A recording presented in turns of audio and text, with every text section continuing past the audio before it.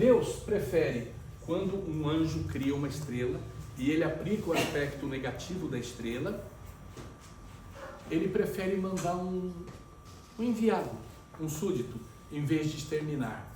Ele exterminou o dilúvio por causa dos Nephilim, os gigantes, os filhos de demônios com os seres humanos, né? Se tornou o direito de criar o planeta, partiu para o princípio negativo, o aspecto negativo, e o planeta tornou-se uma escola de aprendizado, onde o sofrimento se tornou o número 1.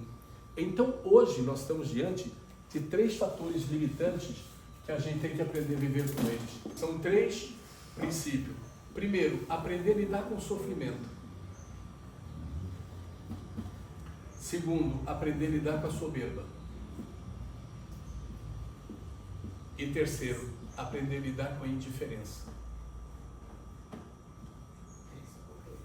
Esse triângulo é o triângulo que impede você também de sair dessa malha.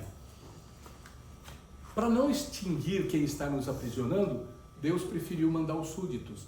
Então, para que vem Jesus? Para fazer frente ao Criador do planeta. Mas não pode mudar, porque o planeta foi criado segundo a lei de sobrevivência. A lei nossa é a lei da sobrevivência, a lei da depredação. Por isso que todo mundo mata todo mundo come todo mundo e está tudo certo. E isto leva a sofrimento. Aí você questiona o Altíssimo. Poxa, mas ficar num planeta onde a lei é sobrevivência, isto vai trazer sofrimento, porque se é sobrevivência, um vai pisar no outro, um vai tentar destruir o outro. Tudo bem, sobreviver diante de uma situação, o camarada vai tirar a tua vida, tira dele. Agora, criar situações como nós vivemos, não. Sofrimento. Aí também foi difícil de entender para que precisa existir sofrimento. Um dos motivos do sofrimento foi o único canal que Deus teve para aumentar a compaixão. Foram feitos vários experimentos. E o único experimento que melhora o ser humano é o sofrimento. Quando você, mesmo não gostando de uma pessoa, você vê ela atrofinhando, com câncer, morrendo, sofrendo. Quando você vê uma pessoa sendo atropelada, uma pessoa sendo assaltada, morta, você acaba criando compaixão. Então, por que Deus não elimina esse ingrediente de sofrimento? Porque Ele também não despertaria a compaixão. No fundo, por pior que nós sejamos, nós não gostamos de ver o sofrimento de outrem. Então, o que fazer? Entender que o sofrimento é o caminho da compaixão, que você pode transformar ele em aprendizado e não se subjugar a ele. Então, que o sofrimento venha como ele quiser, que a gente vai ter que enfrentar. O segundo é a soberba. O que mais sobrepõe, subjuga a humanidade é a soberba. As pessoas têm sede de poder, têm sede de subjugar, têm sede de sobrepujar o seu semelhante. Mas isso acontece no mundo dos animais. Você tem 5 cachorros, tem uma porcaria de um líder. Você tem 10 leões, tem uma porcaria de um líder. É porcaria ou é necessário? De repente aquele cachorro que está liderando o bando tem um pouco mais de sabedoria. Vocês viram que os elefantes, eles são ensinados os trajetos pela mãe, e quando a mãe ou o pai morre, ele sabe fazer tudo e os outros têm que acompanhar ele, porque nem sempre acha o caminho. Nós precisamos de líder. Como é que nós vamos achar o caminho da luz se não vier um camarada que nem esse nos mostrar? E para que serve a luz? Para que você compense o sofrimento, para que você encontre razão de viver. Porque a vida não é também só sofrimento. A vida é cheia de alegria. E a indiferença. O que é indiferença? Hoje, todas as religiões do mundo falam de Deus. Todas as pessoas falam e querem entender Deus, mas são indiferentes. Falam por crença, falam da boca para fora, falam porque se não rezar vai para o inferno. Mas não é isso. Então, se você realmente tem a crença de que há algo maior, não seja indiferente a Ele. Coloque Ele na sua vida. Coloque Ele como um ponto de caminho. Mas eu não vejo, não toco, não importa. Ele manda os deles tocar. Porque está escrito, quem recebe aos meus, recebe a mim. Então, quando nós falamos um Exu, o Exu está representando a vontade de seres superiores. Quando nós falamos com uma pessoa de bom coração, ela está representando os seres. Então, no final, quem recebe um mensageiro, uma pessoa do bem, em nome de Deus, está recebendo Deus. Não é isso que Jesus falou? Indiferença, soberba e sofrimento, primeiro triângulo, que é difícil escapar. E o terceiro triângulozinho, este aqui é bravo, que é a raiva. A raiva é um dos principais instrumentos que tira a pessoa do caminho. A raiva são momentos de picos de nervoso e de descontrole, onde uma pessoa pode tirar a vida da outra. A raiva tem que ser combatida sob qualquer situação. O segundo é o egoísmo.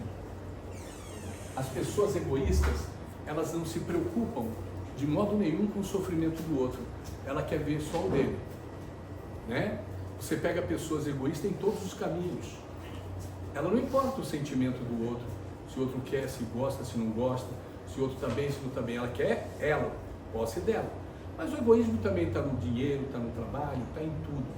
Isto aqui, a raiva associada ao egoísmo, é uma corrente amarrada no pé que leva, impede, né? E o segundo é a descrença. Olha, a pior descrença que existe, que tira você da possibilidade de estar ligado ao céu, é a descrença em si próprio. Primeiro, interrelacionamento.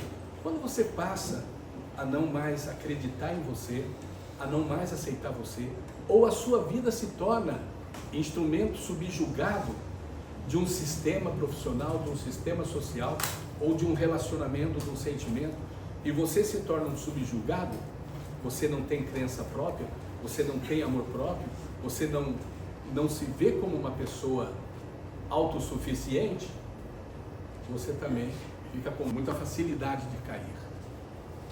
Aí o que faz então? Deus manda vir esses camaradas, como mandou Sansão para brecar os filisteus, como mandou Moisés para libertar lá os judeus, como tomou várias atitudes. Mas não era mais fácil Deus agir? Se Deus agir, por que Ele deu livre-arbítrio? Você tem 3 filhos. Um se torna um médico bem-sucedido, ou um engenheiro, ou um cara bem-sucedido. O outro se torna uma pessoa de vida mediana.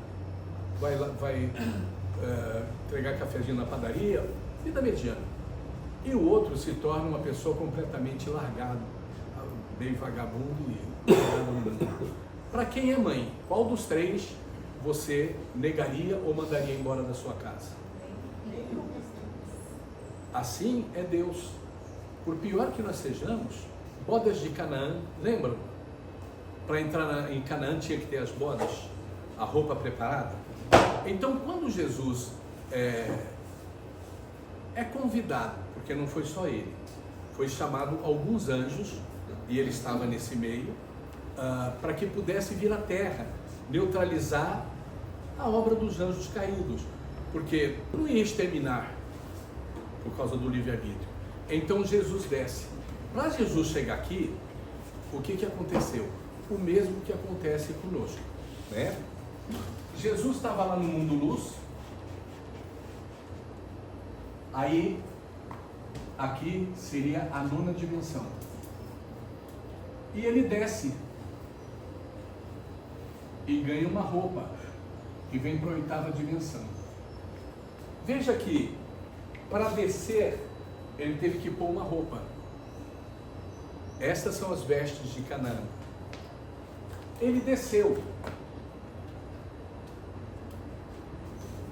e pôs outra roupa e veio para a 7ª dimensão. Ele desceu e teve que pôr uma outra roupa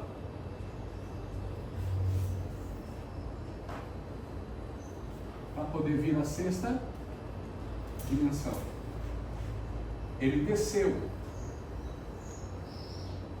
esse aqui, tá? E pôs uma outra roupa para vir à 5ª dimensão. Ele desceu e pôs uma outra roupa enfumaçada para vir na quarta dimensão. Ele desceu e pôs uma roupa de carne e osso para andar na terceira dimensão. Então Jesus, para chegar aqui, teve que vestir todas essas roupas. Então nós, quando formos sair daqui, nós largaremos essa roupa. Eu tive uma experiência, depois dessa do submundo, em que nós estávamos numa sala, em meditação, fazendo viagem astral. Eu estava com 3 colegas que na época gostavam muito de... a gente se reunia para fazer a prática. Eu estou deitado, e eles também deitados num tapetinho lá, tentando sair do corpo, e de repente eu fico de pé, e vejo o colega aqui de pé também.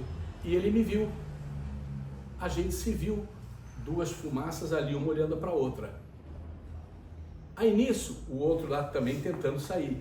E era gozado ver o jeito que ele fazia, porque deve ter sido o jeito que nós fizemos também. Depois ele também conseguiu sair. E nós ficamos em 3 saídos, e um lá que não saiu de jeito nenhum. Aí nisso entra Santa Rita de Cássia. Aí se apresentou, sou Santa Rita de Cássia, e vou levar vocês a uma experiência que a mim foi ordenada para que vocês possam compreender melhor o mundo espiritual de vocês. Estou agradecido. Então ela falou, então sente. Aí eu sentei. Quando eu sentei, ela falou, levante. O corpo de fumaça sentou e de dentro dele saiu um outro corpo. Esse copo ali, ó, com aquela transparência, um copo de vidro, mas eu me via fumaça deitado no chão. Aí ela disse para mim, acomode-se. Aí eu acomodei na parede e levantei. E aí fiquei, era um corpo quase sabe bolha de sabão? Aí eu fiquei deitado, sentado e novamente de pé, bolha de sabão. Aí ela disse, deite. E eu, como bolha de sabão deitado, ela mandou eu levantar. E eu levantei. Quando eu levantei, eu estava no corpo da 6ª dimensão. Aí ela disse, agora venha comigo. E nós começamos a voar. E é interessante que à medida que nós íamos indo, dava a impressão que era um vento, mas sabe quando, que nem cobra soltando a casca? Conforme ia subindo, ia saindo um tipo de uma casca, que seria a roupa. Até que eu cheguei num local, nisso o menino parou aqui, o outro também não conseguia ir, mas eu fui. Tive uma série de etapas, foi quando eu me vi numa gaiola, depois me vi num quarto, depois me vi numa queda muito grande, e depois finalmente eu estava diante de uma estrela, onde não via mais a estrela, via o chão era todo de pluma, assim, de nuvens, como se fosse coberto, um tapete de nuvem. E eu andava sobre ele, foi quando eu vi o Pai Celestial. Esta foi a primeira vez que eu fui ao meu planeta, onde fui gerado em espírito, por Santa Rita de Cássia. Depois eu tive mais e mais vezes em que eu fui. E toda vez que eu fui, eu vi a liberação dessa vestes.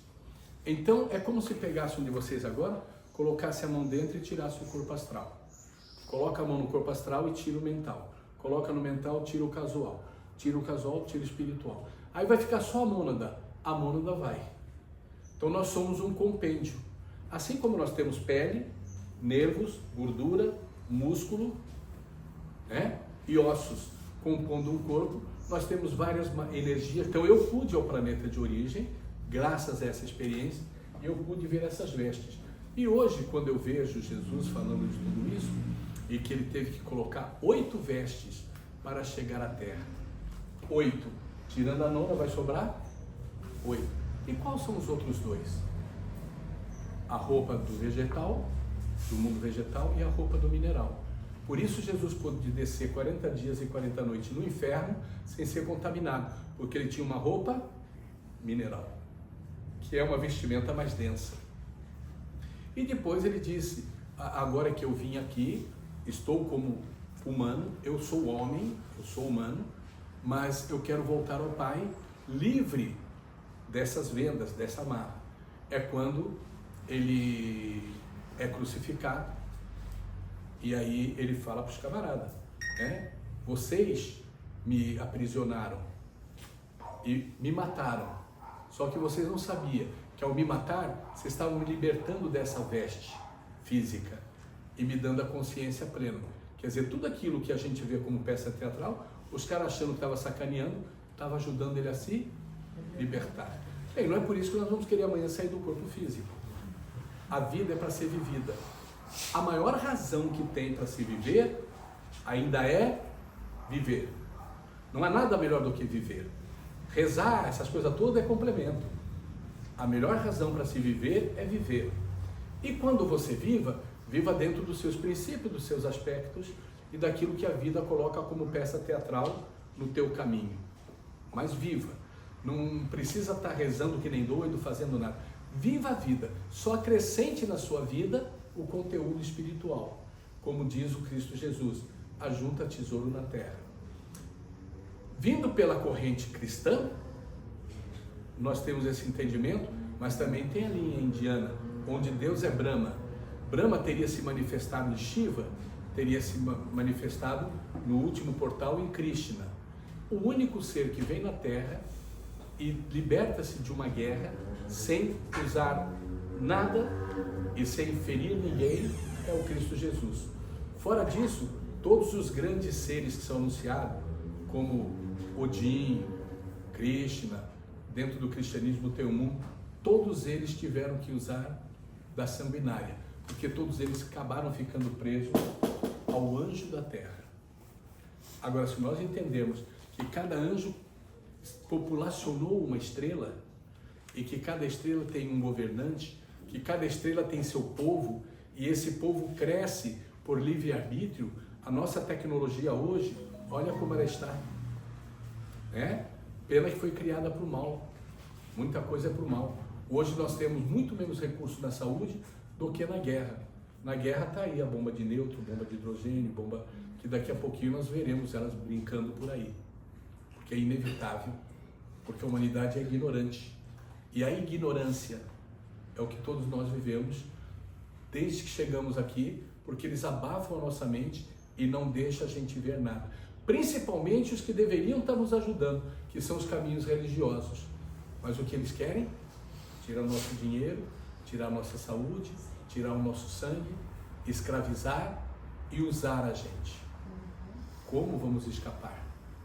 Se nós não entendermos que nós precisamos trabalhar os nossos fatores limitantes. Então, hoje, nós temos centenas de religiões. Qual está errada? Melhor perguntando, qual que é a melhor? Para você, qual é a melhor religião que você acha que existe? É aquela que você está. Porque uma coisa é verdade, não se cria um núcleo de duas pessoas sem que haja presença espiritual. Assim como uma só pessoa pode criar um núcleo também espiritual. Mas criou-se uma pequena fraternidade, 2, 3, 4, Deus está presente. Mas o demônio também está. Sim, ele não tivesse, nós não teríamos problema de libertação. Nós temos que tentar nos libertar. E como? Sendo como nós somos. Tentando controlar a raiva, elemento número 1. Tentando sair da ignorância, elemento número 2. E tentando manter conexão com o primeiro mistério. E o primeiro mistério que Jesus tanto fala, mistério, mistério, mistério. O que é o mistério? É o princípio do Criador. Então, o que é o primeiro mistério? É o que Jesus anunciou. Quando vocês virem palavras, vocês assistirem, mistério. Jesus não disse, amai a Deus sobre todas as coisas? Este é o primeiro mistério. Você tem que estar ligado a Deus, que é a implosão da vida, em primeiro lugar. E depois, pode usar o segundo mandamento, que é amar ao próximo como eu vos amei, que Jesus fala. E depois pode seguir os 10 mandamentos, 30 mandamentos, 50 mandamentos, você que sabe lá quantos mandamentos você quer seguir, né? Mas na verdade o mistério refere-se ao princípio criador.